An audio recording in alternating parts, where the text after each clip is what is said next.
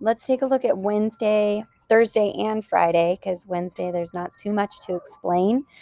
In your journal, I want you to go to this link. It's a list of young activists who are right now, today, and in your generation working for social justice and change. So I think there's 32 on the list. Read about a few of them, pick one that you find really inspiring, and in your journal, please tell us who that person is, what are they working to change, and why are you inspired, not inspired by them. This is the same link. So that's your journal. You have some no red ink practice on semicolons and colons, and then an article about the Native American community being united against a common struggle and how we can come together as a community to create social change on things that really matter to us.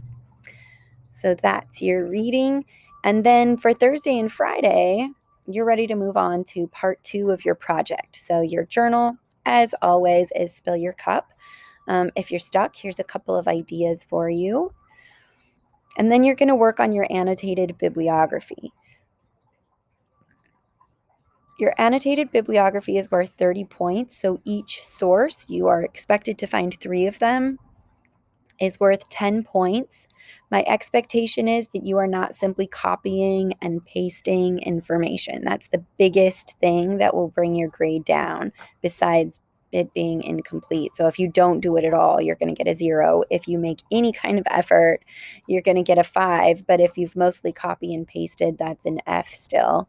So if you do some copying and pasting and a limited amount of paraphrasing and summarizing, that's a D. If you do some paraphrasing and still quite a bit of copying and pasting, that's a 7.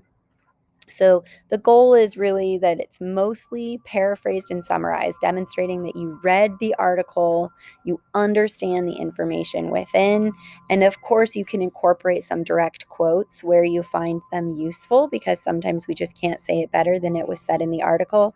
But what I really want to see is that you understood your sources and you've made sense of the information so you can use it. So you have 3 sources to do that with.